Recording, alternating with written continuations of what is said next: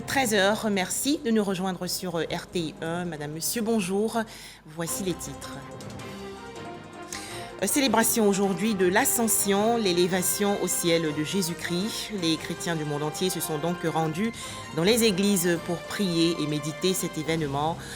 Dans ce journal, les réjouissances en images dans le district d'Abidjan et à Boaké dans la région centre du pays. Dans cette édition également, la récente signature d'une convention de jumelage entre la commune d'Abobo et Houston, ville du sud des États-Unis. Ce partenariat concerne plusieurs secteurs, notamment la santé, l'éducation et l'autonomisation de la femme. Enfin, au moins 30 morts dans des violences interethniques dans la région centre du Nigeria. 40 jours après la Pâque, la célébration aujourd'hui de l'Ascension. Cet événement marque la dernière rencontre de Jésus-Christ avec ses disciples après sa résurrection et bien sûr son élévation au ciel. Les fidèles chrétiens du monde entier se sont donc rendus à l'église pour assister à la messe chez les catholiques et au culte chez les protestants.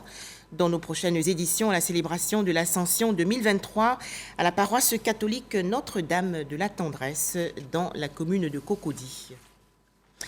Les fidèles chrétiens du monde entier en joie aujourd'hui parce qu'ils célèbrent l'Ascension, la montée de Jésus-Christ au ciel. Rendons-nous à Boaké dans la région centre du pays où cet événement a été fortement médité. Croire que le Christ ressuscité est rentré dans la gloire de Dieu après sa dernière rencontre terrestre avec ses disciples est un acte de foi. Cet acte de foi est renouvelé chaque année, 40 jours après Pâques, par les chrétiens. L'Ascension exprime aussi un nouveau mode de présence de Jésus-Christ qui n'est pas visible dans le monde terrestre, mais demeure présent dans les sacrements.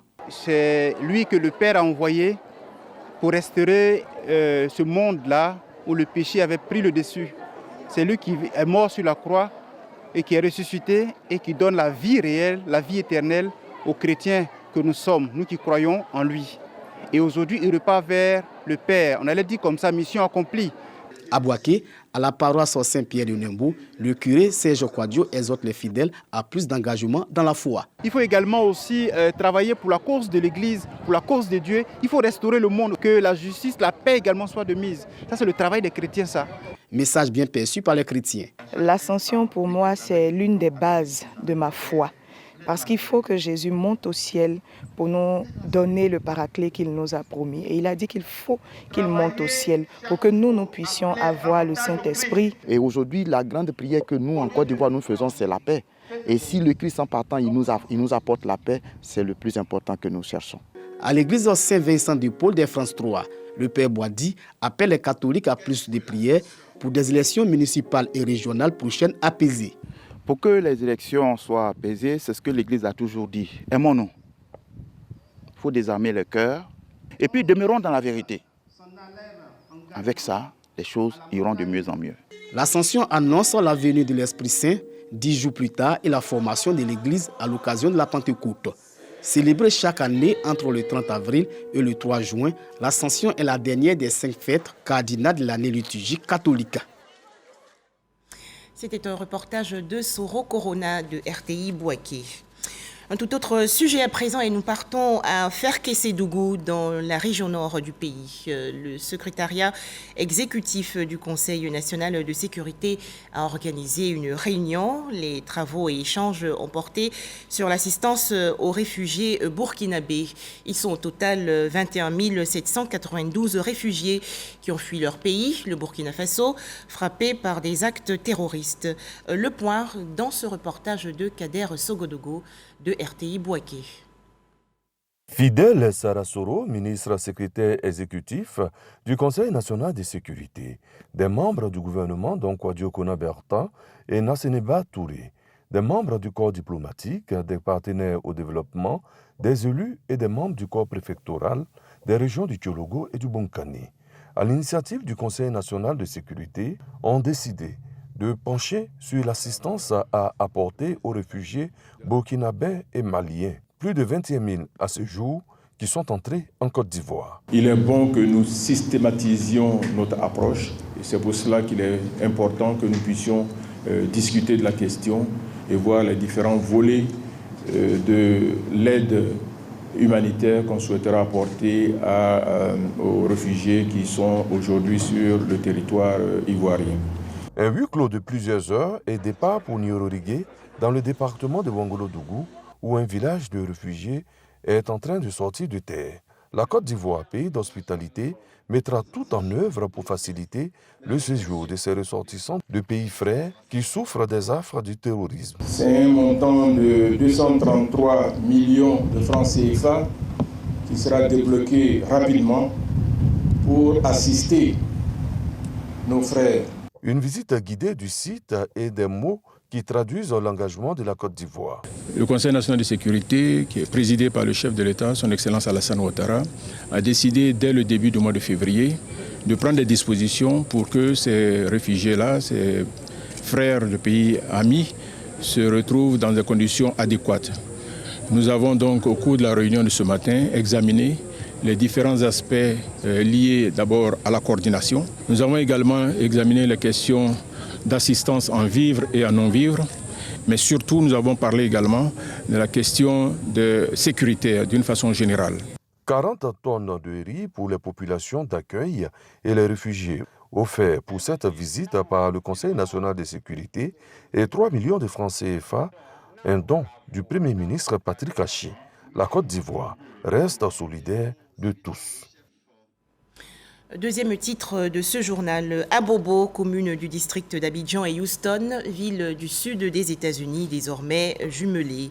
Abobo et Houston ont en effet signé récemment un partenariat dans plusieurs domaines, notamment la santé, l'éducation et l'autonomisation de la femme. Les explications détaillées de Éric Goré. Cet accord de partenariat signé entre la mairie d'Abobo, Abidjan et la mairie de Houston dans le Texas aux États-Unis d'Amérique annonce des jours meilleurs pour l'une des communes les plus peuplées de Côte d'Ivoire. Commune cosmopolite comme Houston, Abobo va bénéficier des appuis financiers dans plusieurs domaines avec cette chaleureuse poignée de main entre Sylvester Tuner et Kandia Camara, qui scelle une véritable amitié et le jumelage des deux villes. Quatrième plus grande ville des États-Unis, Houston représente 2,5% du PIB mondial. Un partenaire fiable, selon Kandia Camara, le maire de la commune d'Abobo. Nous sommes venus justement à signer ce partenariat afin de partager l'expérience de cette ville en termes de gestion communale, en termes de développement, en termes de cohésion et surtout en termes de financement pour répondre aux besoins des populations que nous administrons. Et nous avons non seulement signé cet accord de partenariat avec la ville de Houston, mais le maire vient de nous annoncer qu'il viendra lui-même en personne à la tête d'une forte délégation à Abidjan et évidemment à Abobo. Outre cette signature de partenariat, Kandia Camara s'est imprégné suffisamment des potentialités de la ville de Houston. Nous avons aussi visité un centre d'incubation où nous avons vu des chercheurs former des étudiants. Et puis sur le même site, nous avons les entreprises. Donc ces entreprises prêtes à embaucher tous ces jeunes qui sont formés dans ce centre d'incubation. C'est un hub vraiment très bénéfique pour un pays. Et évidemment, encore une fois, la ville de Houston met tout cela à notre disposition, à la disposition de la commune d'Abobo. La ministre d'État, ministre des Affaires étrangères, de l'intégration africaine et de la diaspora part de Houston avec le plaisir d'avoir accompli une mission noble. La prochaine destination est New York. Direction Lomé, la capitale du Togo, où le comité interparlementaire de l'Union économique et monétaire ouest-africaine a tenu il y a quelques jours sa 33e session extraordinaire.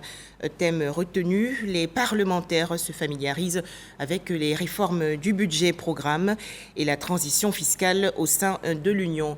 Les participants ont également réfléchi sur la modernisation et le développement de l'espace communautaire. Les précisions de Abou Sanogo. L'objectif de cette 33e session extraordinaire du Comité interparlementaire de l'Union économique et monétaire ouest-africaine, CIP-UEMOA, est de réfléchir sur la modernisation et le développement de l'espace communautaire.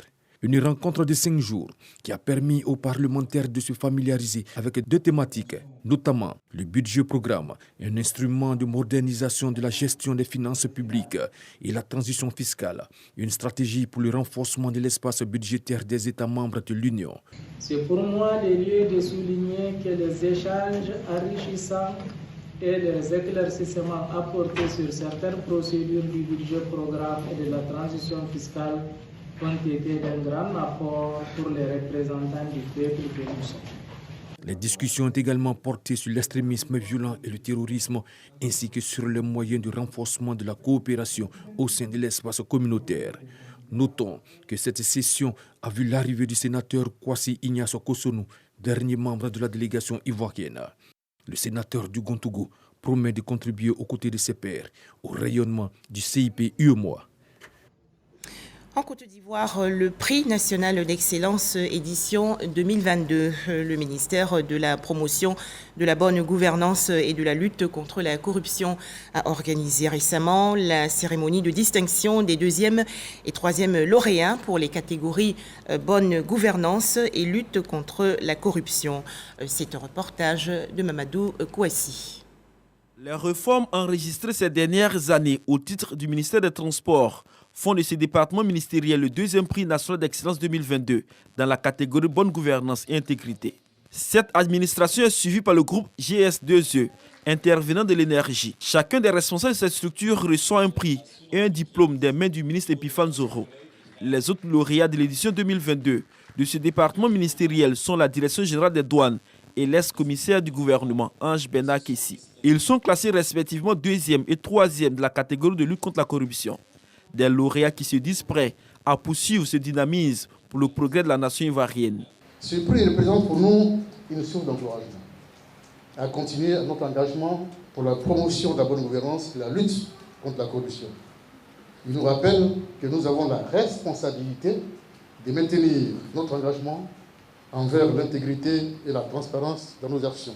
Le rayonnement socio-économique que connaît la Côte d'Ivoire a pour clé de succès la bonne gouvernance et la politique de lutte contre la corruption, soutient le ministre Epiphane Zoro Balo. Que cette reconnaissance à vous faite par l'État de Côte d'Ivoire serve d'exemple à tous nos concitoyens, mais également serve d'exemple à la génération future.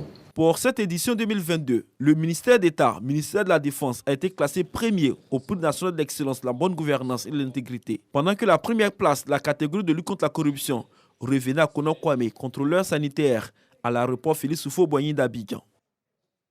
La signature il y a quelques jours d'une double convention entre le ministère de l'enseignement technique, de la formation professionnelle et de l'apprentissage et un organisme français de formation. Objectif, soutenir et financer la formation professionnelle ivoirienne.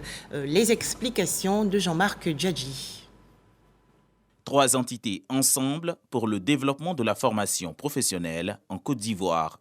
C'est par une double convention que le ministère de l'enseignement technique, le Fonds de développement de la formation professionnelle, FDFP, et l'ENCAF actent leur union. Le numérique est au cœur de leur plan d'action. C'est à la fois un travail d'innovation, parce que c'est innovant de mettre de la formation au cœur d'un système de formation professionnelle technique. Il faut être visionnaire réellement pour miser là sur le numérique, pour moderniser le système de formation professionnelle. Donc je remercie beaucoup, Monsieur le Ministre, de cet accord-là qui fera, je pense, de la Côte d'Ivoire un pays qui sera phare en Afrique et en particulier en Afrique de l'Ouest dans le développement de la formation professionnelle en basant tout ça sur le numérique. Mobiliser d'importants fonds pour l'avancée de cette politique de digitalisation de l'écosystème, de l'apprentissage et de la formation professionnelle est l'une des priorités du gouvernement. On a 5% de jeunes, l'effectif de jeunes qui sont dans notre système. Et donc, en signant ces accords aujourd'hui, c'est d'abord, de pouvoir avoir des financements relativement importants, d'avoir des experts qui vont développer ces outils nouveaux, et puis d'avoir aussi d'autres personnes qui vont assister nos formateurs dans le déploiement de tous ces outils nouveaux. Donc il s'agit aujourd'hui de redéfinir notre système de sorte que l'impact de la formation professionnelle soit visible et ait un effet sur un grand nombre de jeunes dans notre pays. Le besoin de financement pour l'exercice 2023 du ministère de tutelle se chiffre à plus de 3,3 milliards de francs CFA selon le FDFP. Cette double convention vient à point nommé pour l'école de la deuxième chance et l'Académie des talents, les deux programmes majeurs de l'année. Dans l'actualité nationale également, les échanges il y a quelques jours entre les chefs d'entreprise et les étudiants de l'Institut d'enseignement supérieur. Au menu, la digitalisation dans les entreprises. Pour en parler, Patricia Kouakou et Patricia Etia. Préparer les étudiants au monde de la digitalisation des entreprises après leur formation académique, c'est le but de ce forum d'échange entre les chefs d'entreprise et les apprenants. Ce forum vise à orienter les étudiants sur l'importance du digital et aussi sur le fonctionnement d'une entreprise normale. Le digital, c'est un moyen incontournable en entreprise parce que c'est un raccourci en fait. Ça nous permet d'aller de manière efficace et efficiente dans l'élaboration de nos tâches au quotidien. Il était important de faire cette rencontre-là et permettre à ces étudiants-là de plus ou moins d'intégrer les entreprises. Au cours de la session, le conférencier a exhorté les étudiants à se former davantage afin d'acquérir de nouvelles compétences. Les outils que vous apprenez aujourd'hui, ces outils doivent être actualisés au jour suivant. Donc ce que je veux vous dire, c'est de se former avec les nouvelles technologies, c'est de se former à ce qui est demandé au niveau du marché, c'est de se former sur la vision moderne de l'entreprise. Plusieurs étudiants en année de licence, de BTS et de master ont participé à cette rencontre. Un mot à présent sur la 3e édition de la journée culturelle du lycée classique d'Abidjan dans la commune de Cocody. Objectif, inculquer les valeurs traditionnelles aux élèves.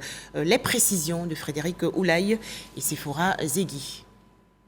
Lycée classique d'Abidjan Cocody, en cette journée ensoleillée, l'ambiance est empreinte de culture et de tradition. Responsables d'établissement, enseignants et élèves vêtus selon leur appartenance culturelle. Dans cette salle de classe, les uniformes font place aux tenues locales, mais aussi aux costumes venus d'ailleurs. Je suis fier de cette tenue parce que je représente mon peuple avec ce flyer. Je voulais montrer comment s'habillent les chefs de mon village avec un chapeau à chaque réunion. C'est la 3e édition de la journée culturelle initiée par le proviseur et son administration. Cette journée vise à inculquer aux élèves les valeurs propres à leur identité. Il ne faudrait pas que nous ayons honte de porter notre tenue traditionnelle et puis montrer à tous les élèves qu'on peut être en tenue traditionnelle puis travailler, prendre des notes, écrire. Nous voulons montrer à travers cette journée-là que nous sommes riches de notre diversité. En plus des richesses vestimentaires, le volet gastronomique n'a pas été oublié. Ce plat sera partagé avec mes amis de classe pour valoriser la culture de ma région. Aujourd'hui, j'ai apporté le plat d'Atoukou, qui est un plat qui se mange en pays baoulé et à bourrer. Cette journée traditionnelle est mise à profit par Olivia et Grace pour prononcer quelques mots de leur dialecte. Salut, on a dit bonjour, on dit Igbonge dans l'assemblée et pour saluer une seule personne, on dit Igbonge. Je viens à l'école ce matin. Moi, je la Européenne. L'importance de nos langues dans le développement scolaire, la tutelle valide. Il faut que les enfants sachent mettre en valeur les tenues de nos régions, les mets de nos régions, mais aussi on va leur demander de pouvoir s'exprimer dorénavant dans leur langue. Ce serait important. Parce que c'est cela qui constitue leurs racines. Une journée pour démontrer le riche patrimoine culturel dont regorge la Côte d'Ivoire. Ces apprenants assurent la relève pour la valorisation et la promotion de la culture ivoirienne.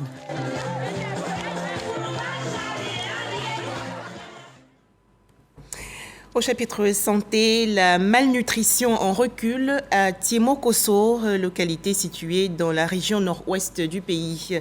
Les femmes et les mamans de Tiemokoso bénéficient en effet du soutien et des conseils des foyers de renforcement des activités de nutrition communautaire. Les francs ont donc été visités récemment par des responsables du Conseil national pour la nutrition. Plus de détails, Khalil Diomandé et Didier Nguessan. Le Conseil national pour la nutrition, accompagné de l'UNICEF, l'ONG The Power of Nutrition et la Banque mondiale pour une immersion offrant foyer de renforcement des activités de nutrition communautaire de Tiemokoso dans la région du Kabadougou.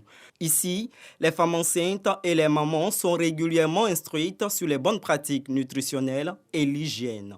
Des impératifs pour mettre les enfants à l'abri de la malnutrition et leur assurer une croissance saine. Pour mieux mener ce combat contre la malnutrition, les populations misent fortement sur la culture des produits locaux. Ces produits apportent beaucoup. C'est ce qu'on fait sortir un peu pour préparer, pour donner aux enfants. Quand il n'y a plus rien.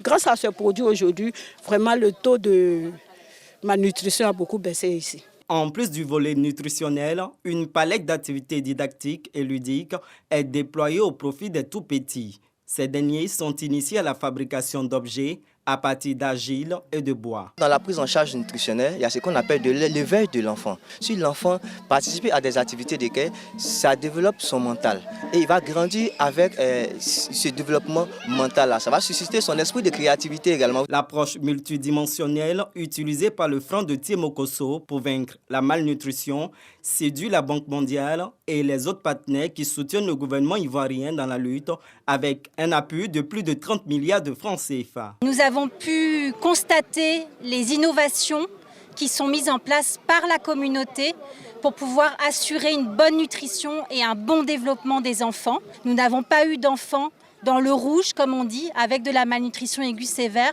Nous n'avons que des enfants dans le vert. Et ça, c'est déjà une très grande victoire.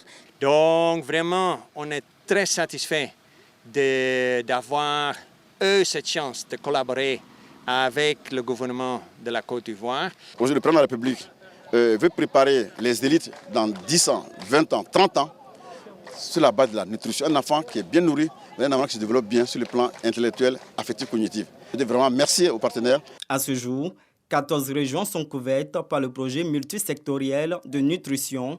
Au regard des avancées réalisées, la Banque islamique de développement s'est engagée à accompagner le gouvernement pour couvrir 12 autres régions. Dans l'actualité nationale également, la deuxième session ordinaire du Conseil régional du handball dans le centre-nord. Les explications détaillées de Kader Sogodogo de RTI Bouaké. Deuxième session du Conseil régional du handball à la salle de conférence Yul Omepieu Lambert de la préfecture de Katiola. 6 points inscrits à l'ordre du jour. Les conseillers régionaux félicitent le président du conseil régional du handball, Khalil Kounaté, pour sa gestion des projets dont la mise en œuvre a contribué à l'amélioration des conditions de vie des populations et au développement de la région. Les conseillers régionaux émettent à l'unanimité un avis favorable pour l'adoption du compte administratif du conseil du président au titre de l'exercice 2023. Faisant le point de ces actions, le président du conseil régional du handball annonce que sa structure décentralisée s'est dotée d'une foreuse pour l'accès à l'eau potable de façon durable. Selon Khalil Kounaté, plusieurs projets de forage sont programmés dans les écoles et centres de santé de la région du handball au titre de l'année 2023.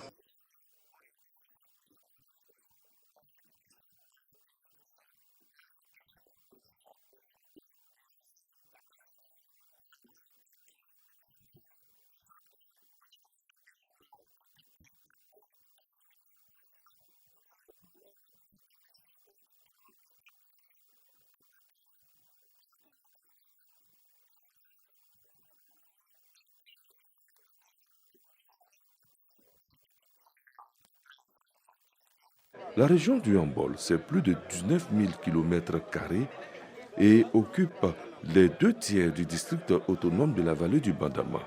La prochaine session du conseil régional se tiendra en juillet prochain.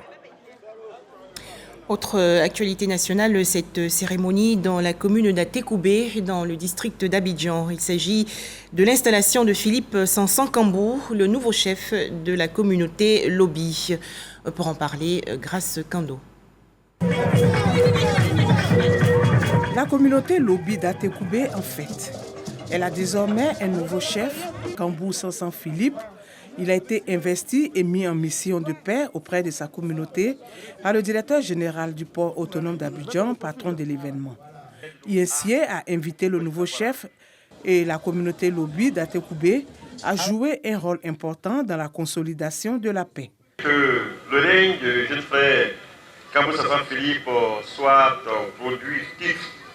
Les lobbies sont à Atekoubé, ils ne sont pas seuls, ils doivent vivre avec tout le monde en bonne entente et surtout être dans une logique de respect de nos tuteurs, les chefs de brigade qui sont avec nous aujourd'hui.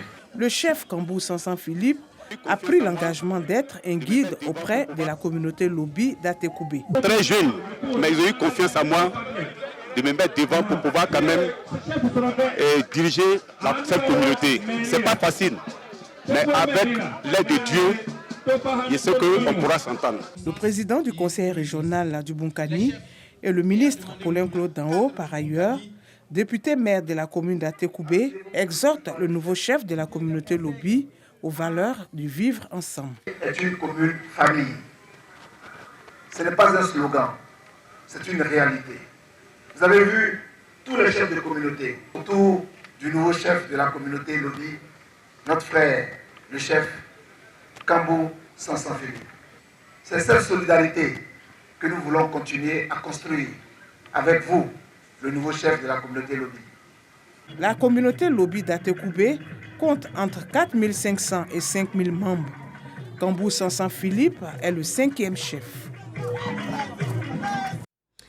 Des nouvelles sportives pour terminer l'actualité nationale. Le président de la Fédération ivoirienne de football, la FIF, récemment devant la presse, Yacine Idriss Diallo, a présenté et expliqué sa nouvelle vision du football ivoirien, et cela pour la période 2023-2026. C'était lors d'une conférence de presse dans la commune de Port-Bouët. Après plus de 3 semaines de conclave, le président de la Fédération ivoirienne de football, Idriss Diallo, fait le point des travaux stratégiques 2023-2026. On a travaillé dans un esprit constructif. On a eu à échanger sur tous les points qui nécessitaient donc les différents échanges en toute transparence.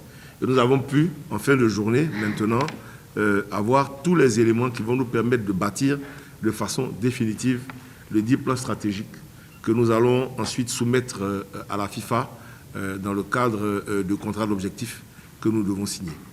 Les membres du comité exécutif, les présidents de clubs, les groupements d'intérêt et présidents d'associations sportives telles que l'Union nationale des journalistes de la presse sportive de Côte d'Ivoire, UNEPSI, on prépare à ces assises. C'est une initiative à encourager dans la mesure où la FIFA a réuni tous les acteurs du sport en Côte d'Ivoire, particulièrement du football. Et c'est de bon augure quand on sait qu'à quelques mois, nous sommes à quelques mois d'une Coupe d'Afrique des Nations.